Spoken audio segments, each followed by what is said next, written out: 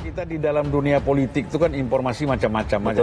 Ya, masuk dari kiri, kanan, tengah, belakang itu banyak sekali kan. Ya.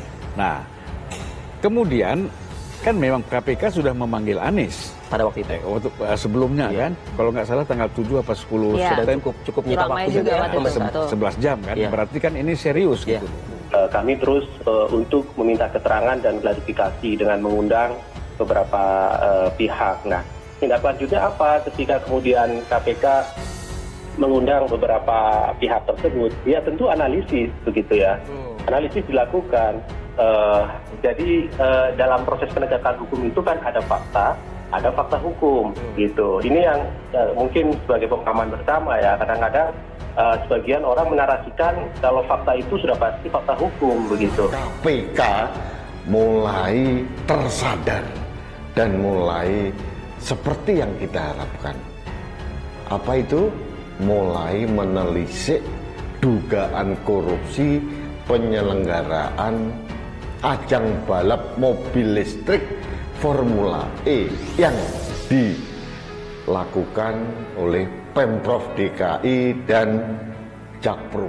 Kalau memang ini KPK mau jujur, maka Anies ini pasti masuk. Tapi ya mungkin saja gitu ya, mungkin saja juga ini adalah bagian dari strategi untuk membersihkan atau mencuci nama Anies Baswedan.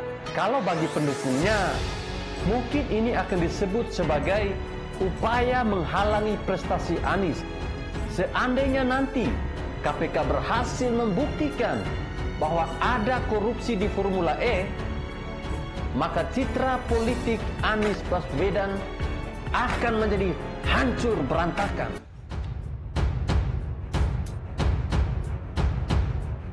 Dugaan ada kasus korupsi di Formula E, Anies tersandung. Di periode kepemimpinan Anies Baswedan, Jakarta telah menjalankan ajang balap mobil listrik bertaraf internasional, yaitu Formula E, setelah berbagai lika-liku dalam proses persiapannya. Menjadi hari berlangsungnya balapannya dimenangi Mitch Evans.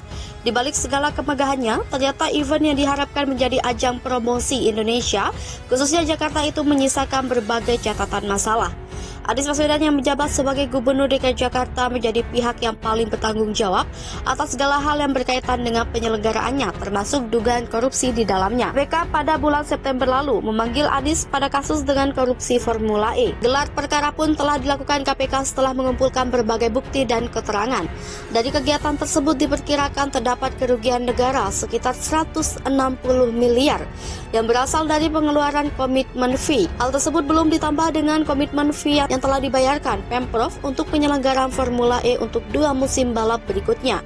Total APBD yang telah keluar untuk komitmen fee untuk 3 musim 650 miliar. Anggaran komitmen fee ini adalah menjadi salah satu yang dicurigakan menjadi keran keluarnya uang APBD yang sejatinya dapat digunakan untuk kesejahteraan masyarakat justru terbuang sia-sia. Sejak awal sesungguhnya kegiatan ini sudah menuai pro kontra, khususnya di kalangan legislatif ibu kota. Berbagai pihak dari DPRD DKI Jakarta sudah khawatir kegiatan ini kontraproduktif terhadap kemajuan Jakarta. Ketika publik belum mendapatkan kepastian terkait kasus yang menimpa Anies Baswedan, justru Partai Nasdem secara mengejutkan mengumumkan mantan Menteri Pendidikan di awal pemerintahan Jokowi itu sebagai calon presiden pada pemilu 2024 mendatang.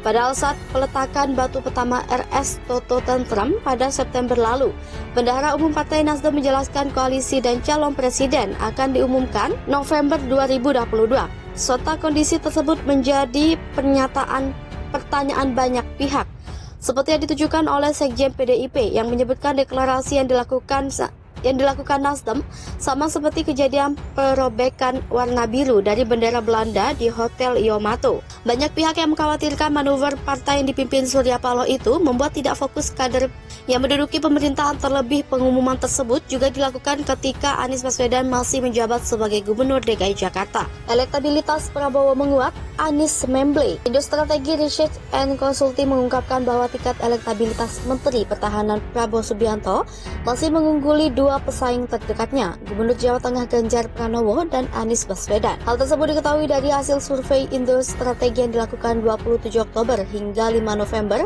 2022. Survei menggunakan metode multi-stage random sampling dengan jumlah 1.230 responden, serta margin of error sekitar 2,83% dan tingkat kepercayaan 95%. Menurut Arief, peningkatan tingkat elektabilitas Prabowo ini tak lepas dari sikap Presiden RI Joko Widodo yang menyatakan dukungannya terhadap Ketua Umum Partai Gerindra itu. Sementara itu, tingkat elektabilitas Ganjar dalam hasil survei tersebut berada di angka 20,5%. Menurut Arief, banyaknya deklarasi dukungan terhadap Ganjar tidak memberi pengaruh signifikan terhadap elektabilitasnya. Menurut Arief, hal ini diduga karena posisi Ganjar yang belum jelas. Diketahui sampai saat ini PDIP selaku partai yang menaungi Ganjar juga belum mengambil sikap soal sosok yang akan mereka usung pada Pilpres 2024 nanti.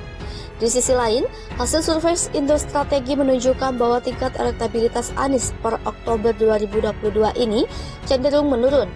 Arief mengatakan elektabilitas Anies menurun dari 14,9% menjadi 13,2%. Masyarakat tak yakin PDIP akan calonkan Ganjar.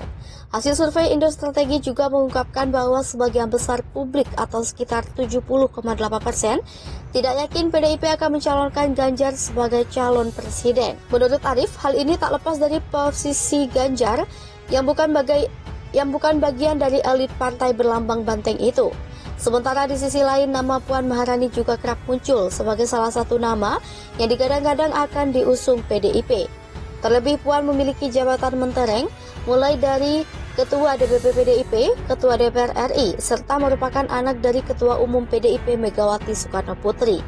Di sisi lain, sebanyak 36,4% responden menyatakan tidak yakin Anies bakal mendapat tiket dari parpol atau gabungan parpol sebagai syarat pencalonan sebagai calon presiden.